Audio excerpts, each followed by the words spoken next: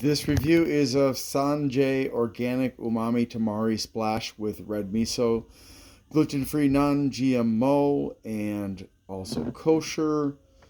And let's see what else. USDA organic, certified organic by QAI, 70% less sodium than what?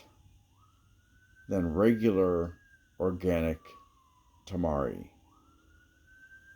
Oh, from Sanjay. And what is that one there? I can't read that. Man, that's so tiny. I can't read that.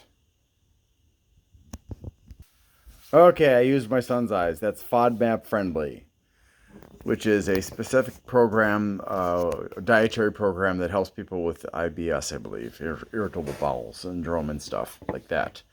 No artificial preservatives.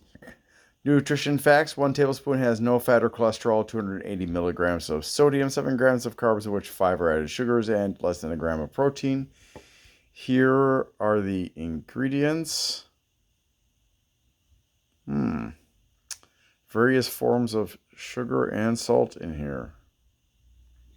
Okay. And here's the blurb, because you know that's important. And recommendations, and so on. Let's find out what it tastes like.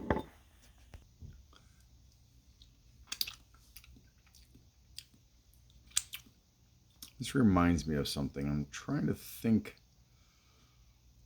of what that is, but it's not coming to me.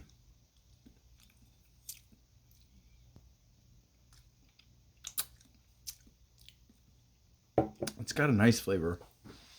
And it's quite different. So there's miso. I think that's part of what makes it so interesting. I really enjoy this. I've used this in obviously it's gone mostly because my son is greedy, but I've used this a couple of times and it's very nice. Works well in food.